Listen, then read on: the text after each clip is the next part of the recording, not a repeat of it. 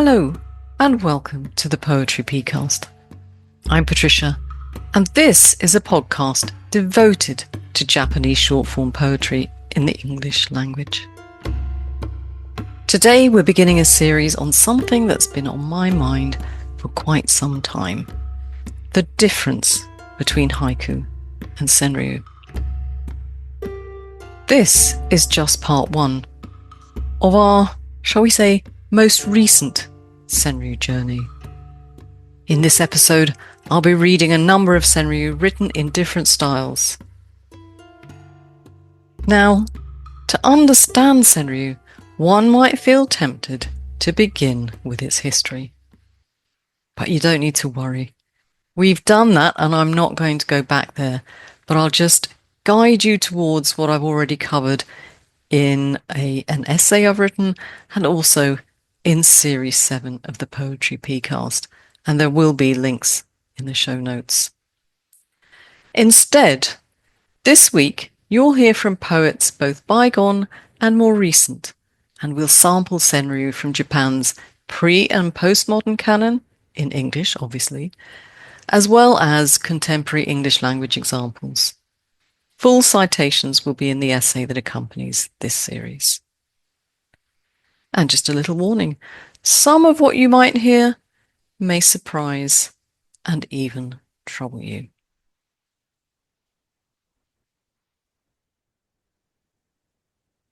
Let's start off by hearing from Jane Reichold, who is writing in modern haiku. Thanks to the instant connectedness that the internet brings us, even the most obscure concepts and ideas leap from continent to landmass, heart to mind, within days. The availability of email puts our desks anywhere on the globe next to each other. In this new atmosphere of closeness, I'd like to ask all the editors of haiku magazines, paper and online, and the officers of haiku groups, as well as writers who love haiku, to reconsider their stand on Senryu. We need to reevaluate the history and current situation of Senryu, and to make clear how we're going to go forward in regard to its relationship to haiku. And in the conclusion of her article, she says, none of the old haiku masters of Japan wrote Senryu.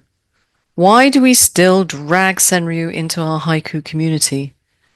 For those of you who wish to support and promote Senryu, I feel you have an obligation to consider with all seriousness how you can create a form or typographical arrangement that instantly signals that the poem is not a haiku, but is intended to be a Senryu. For too long, you've hidden under the skirts of haiku writers and caused confusion and misunderstanding. That was back in 2013. And yet the debate continues. Should we separate haiku from Senryu?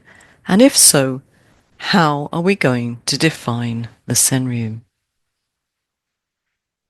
I thought we might start by looking at some Senryu and seeing if we can't come a little closer to what they are and what they might become. Many poets writing in the field of English language Japanese forms have been taught that the Senryu is a humorous poem, requiring neither a seasonal word, an element of nature, nor a cutting word. And it's true, Senryu can be funny.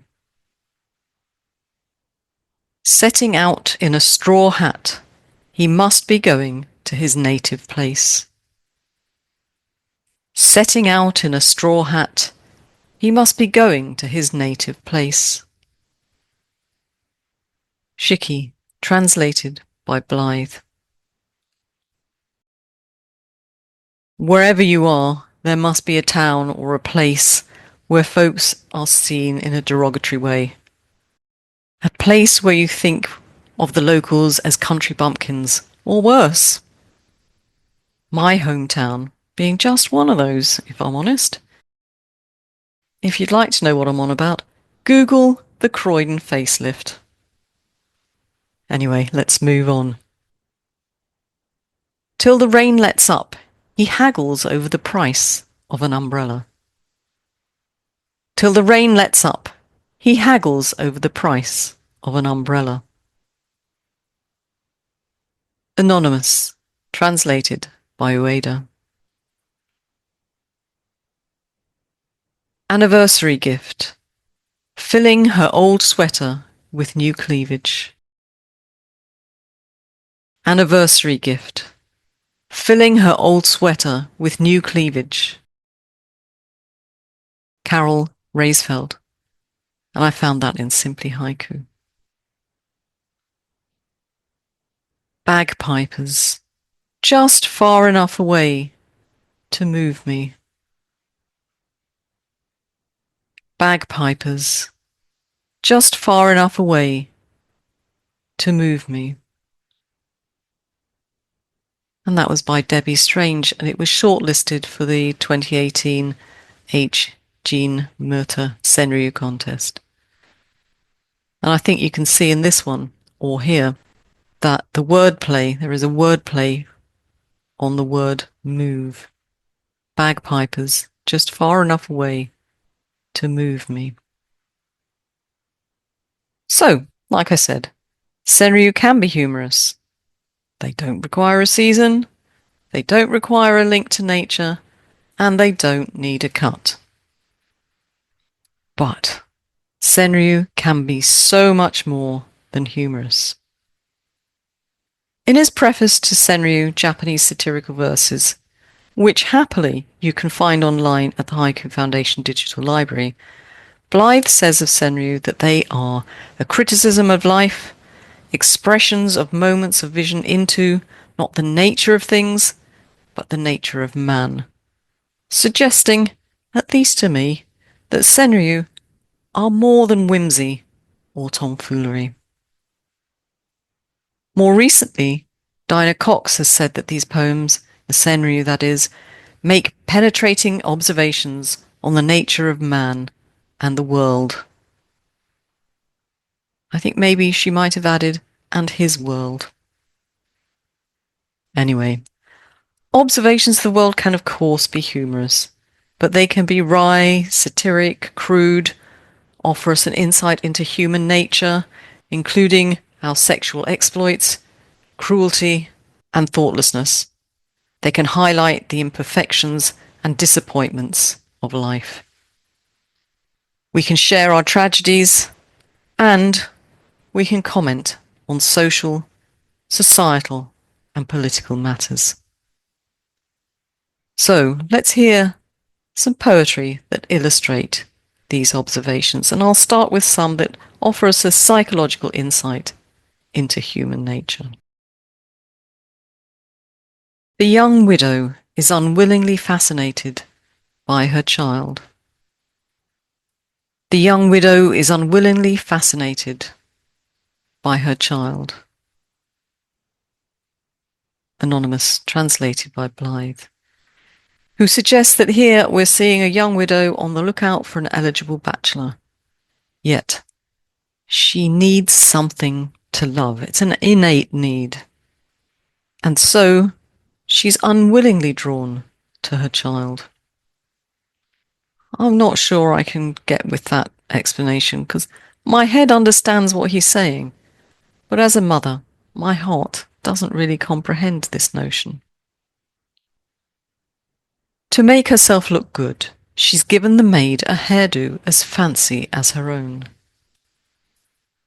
To make herself look good, she's given the maid a hairdo as fancy as her own. Anonymous, translated by Ueda. The young lady sees her maid as an adornment to herself, a status symbol, and so it's in her interest to make her maid look as good as possible. These next two surely require no explanation. Promotion pending. I light my boss's cigarette. Promotion pending. I light my boss's cigarette. Stephen Toft. From Simply Haiku. With all her might, the spurned woman throws the wedding rice. With all her might, the spurned woman throws the wedding rice. Alexis Rotella. Also from Simply Haiku. As I mentioned, Senryu has, for centuries, concerned itself with sexual matters. After her orgasm, silver dust floating in sunlight. After her orgasm, silver dust floating in sunlight. That's Mark Gilbert from the Poetry P Journal 222. As are the next couple of poems. Desire, down, down the path, until the leaves flutter. Desire, down, down the path, until the leaves flutter. And that's Colette Kern. G marks the spot. Armed with a map, he still misses the turning. G marks the spot. Armed with a map, he still misses the turning. By Tracy Davidson. Now, sometimes the Senryu can be a bit crude, although I guess, like many things, levels of crudity are opinions. And you could disagree with me suggesting that these next few poems illustrate crudity in the Senryu form. Good morning. My dick, an exclamation mark. Good morning. My dick, an exclamation mark. Mark Brimble. Also from Poetry P.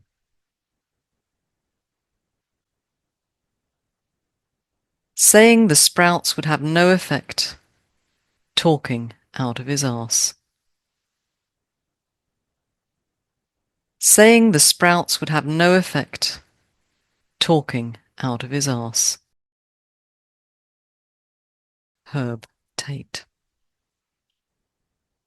Another from Poetry P Journal 222. When we studied vulgarity, as you might be able to tell. When we're deep in the minutiae of everyday life, sometimes it's difficult to see and express humour. Senryu allows us as poets to use a full range of human qualities and moods to express what it is to be human, including impropriety, cruelty to ourselves and others, and of course tragedy. A filial daughter and an unfilial son, sleeping side by side. A filial daughter and an unfilial son, sleeping side by side. Anonymous, translated by Ueda. If you want to die, die, the daughter says cruelly. If you want to die, die, the daughter says cruelly. Anonymous, translated by Blythe.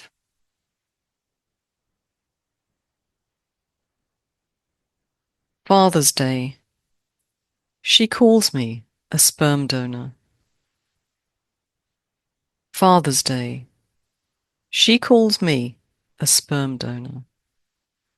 By Jonathan Roman from Prune Juice, issue 43.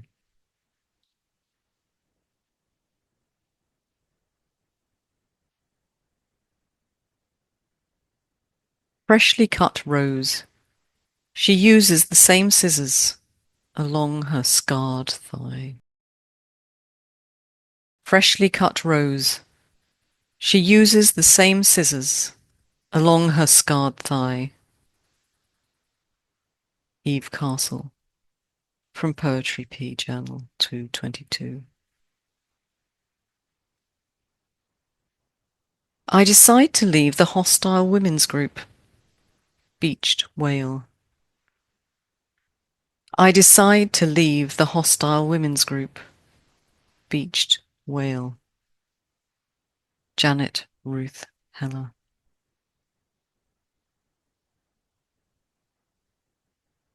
The girl past her prime takes in pupils on the koto. The girl past her prime takes in pupils on the koto. Anonymous, translated by Blythe. In my day, the koto, which is something like a harp or a zither, would be the piano. The girl would take in pupils on the piano. Anyway, that makes me sound terribly, terribly old. And to end this little section, one I find absolutely heartbreaking. The stepchild, all day long, with his nose running. The stepchild, all day long, with his nose running. Anonymous, translated by Blythe. As I previously said, the Senryu deals with the imperfections and disappointments of life, often being disrespectful or irreverent.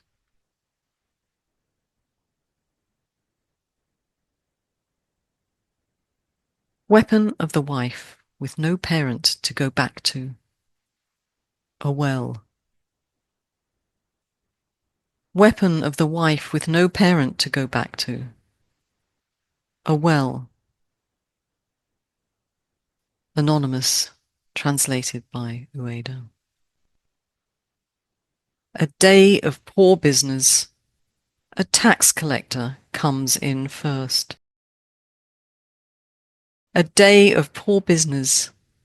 A tax collector comes in first. Jinrin, translated by Blythe. That poor person truly was having a bad day of business. Imagine the tax collector, the first one in. A few minutes late, he has nothing to eat but leeks. A few minutes late, he has nothing to eat but leeks. Anonymous, translated by Ueda. That one takes me back to my university halls of residence dining room. Self-service. So if you were late, you were definitely only getting leeks. Now that I'm over my bad mood, she's in one. Now that I'm over my bad mood, she's in one. Tom Clausen, from Simply Haiku. Seagull. Another romance marred by random shit. Seagull. Another romance marred by random shit. Bob Lucky. Prune Juice Journal, issue 46.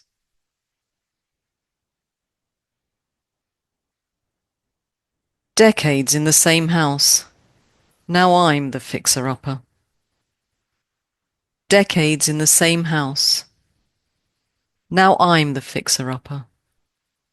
Kurt Wallish. From Failed Haiku. The last category of Senryu I wish to illustrate is one that's becoming, I think, you might disagree, more and more prevalent. Societal and political commentary. And more often than not, they don't utilize humour.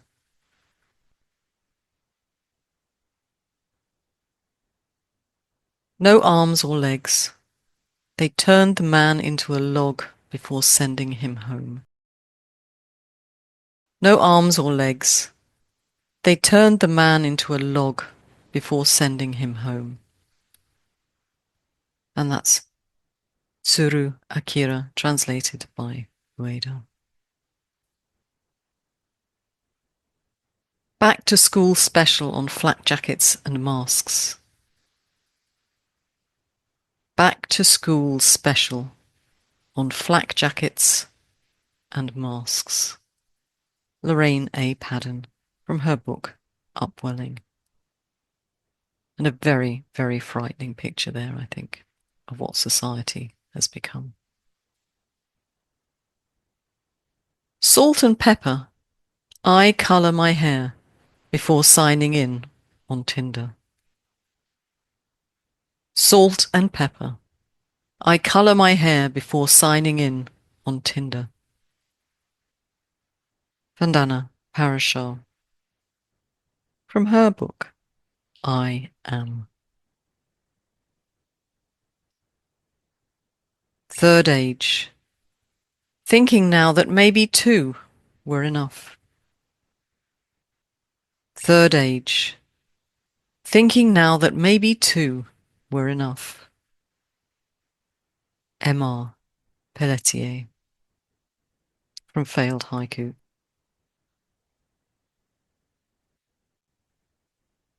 Family picnic. An uncle shows me his hidden snake. Family picnic. An uncle shows me his hidden snake. Another of Vandana Parashar's poems from her book I Am.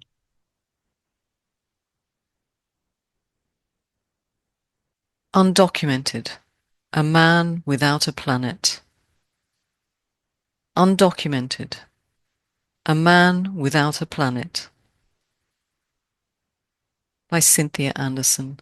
And that was Prune Juice's Best of Issue for issue 47.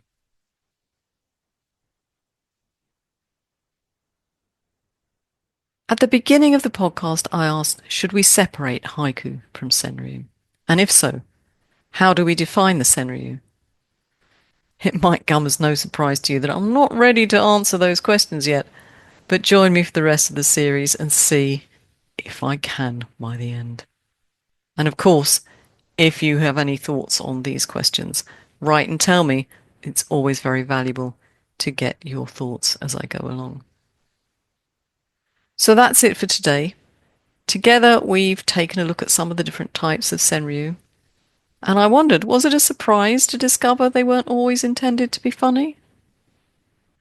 But what strikes me as I continue with my research is the way the same debates seem to resurface time and again. At times, I honestly wonder if I'm simply reinventing the wheel. Before we finish, I have a little mission for you, should you choose to accept it. Would you think about ways you might support the work of Poetry P? You could become a member. You could treat us to a coffee and maybe even a bicky to go with it. You could spread the word on social media. A sprinkle of your fairy dust goes a long, long way, much further than I can sprinkle it on my own. You could volunteer to lend a hand, because rest assured, I will always find something for you to do. And maybe don't let me do all the talking. Is there something you'd really like to get out there into the wide world on the topic of Japanese short forms in English? Or have you written a book? Do you want to read us some poetry? Get in touch. And don't forget, if you're listening or watching this in real time, there's only one day left to send in your tanka. Yeah, only one, I know. Time flies. And of course, Anna Yin is eagerly awaiting your responses to the YouTube prompt this month. Just remember, you can leave as many poems as you like in the comments on YouTube, and you could find your work featured in a podcast or in a journal. But this is important. Don't send an email to me. with your contribution. Got to be in the comments. Right, time for me to go. I'm going to have a look and see what's happening in the garden. No doubt my magnificent magnolia has dropped another mountain of leaves for me to rake. But on the bright side, they'll make a fine leaf mould in the end, nourishing the herbs and vegetables to come. So until next week, keep writing. And do check out the show notes. Ciao!